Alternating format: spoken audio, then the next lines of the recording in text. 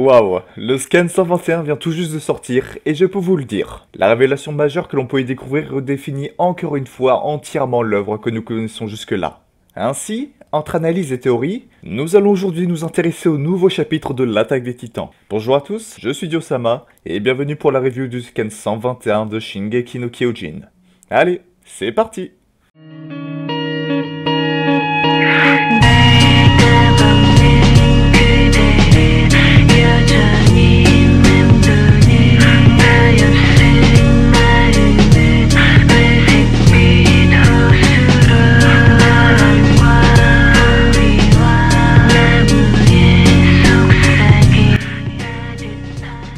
Nous reprenons juste après la fin du scan 120, où, je vous le rappelle, Eren et Sig ont traversé les âges grâce au pouvoir du titan originel, afin de pouvoir observer les souvenirs de Grisha, leur père respectif. Ainsi, les deux frères continuent leur exploration, et notamment dans les souvenirs en rapport avec Eren, que ce soit durant sa petite enfance, ou bien lorsqu'il a sauvé Mikasa des griffes de son agresseur. Ces scènes nous confirment le désir de liberté et de rébellion déjà présent chez Eren, bien avant l'acquisition du titan assaillant. Et oui, je vous rappelle que c'est important de le souligner, mais le titan assaillant est un titan qui est connu pour sa soif de liberté. Encore une fois, c'est normal qu'il revient de droit à Eren. Cependant, tout comme dans le scan précédent, nous pouvons vivement percevoir que les actions de Eren et Sig semblent avoir des répercussions sur Grisha, comme s'ils semblaient les voir malgré l'écart entre leurs lignes temporelles respectives. Une impression confirmée par la grande révélation de ce scan, que nous apprenons durant la confrontation entre Grisha et la famille Reiss. Les détenteurs de titans assaillants peuvent observer les souvenirs des détenteurs futurs de ce même titan. Ainsi, nous apprenons que Grisha ne comptait en aucun cas tuer la famille Reiss. Il lui était impossible en tant que médecin d'arracher la vie à des enfants, même si la survie d'un grand nombre de personnes en dépendait.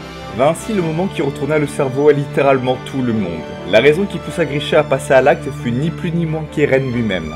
Ou du moins les souvenirs du Eren du futur projetés au Grisha du passé grâce à la capacité unique du titan assaillant.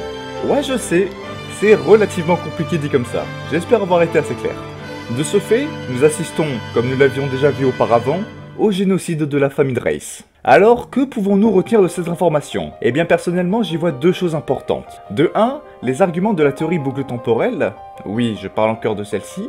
C'est fou, j'ai l'impression de parler d'elle dans toutes les vidéos. Bref, les arguments de cette théorie peuvent être maintenant en partie réfutés. Tout d'abord, l'évocation de Armin et Mikasa par Eren Kruger avant même que ce personnage soit né. Bah maintenant ça fait sens, c'est un souvenir du Eren du futur. Et ensuite, les visions vécues par Eren au début du manga, ressassant encore une fois certains événements du futur. Bref, les arguments principaux de cette théorie peuvent maintenant être expliqués grâce à seulement 3 lignes de dialogue. Oui, on ne cessera de le dire, mais Isayama est un pur génie.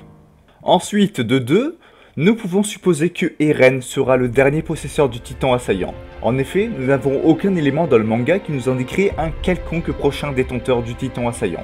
Les visions du passé sont plutôt nombreuses dans SNK, mais les visions du futur sont quant à elles pratiquement inexistantes. Ainsi, nous pouvons imaginer plusieurs choses. Tout d'abord, le pouvoir des titans pourrait être éradiqué par Eren ou Sig, grâce au pouvoir de l'originel, ce qui accomplirait quelque part l'objectif principal d'Eren, à savoir éradiquer tous les titans, ou bien un revirement de situation qui pourrait permettre par exemple aux Eldiens et aux Mar de trouver la paix, l'un n'ayant plus à craindre l'autre. Et cette paix et cette confiance mutuelle pourraient ainsi s'étendre à tous les autres pays du monde, ce qui, pour le coup, serait une très bonne chose.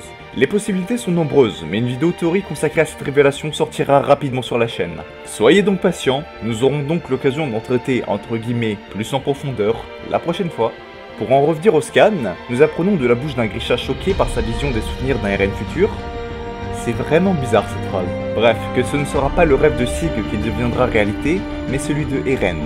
Malheureusement, Grisha décrivit cet événement comme terrifiant, demandant presque à Sig de stopper Eren dans sa folie, tout en s'excusant pour avoir été un mauvais père. Enfin, nous savons désormais que Eren avait déjà connaissance de tout ce qui allait se passer jusque-là grâce au pouvoir de son titan, car en réalité ce dernier lui a permis d'observer ses propres futurs souvenirs au moment où il touchait à la main d'Historia, à savoir 4 ans auparavant.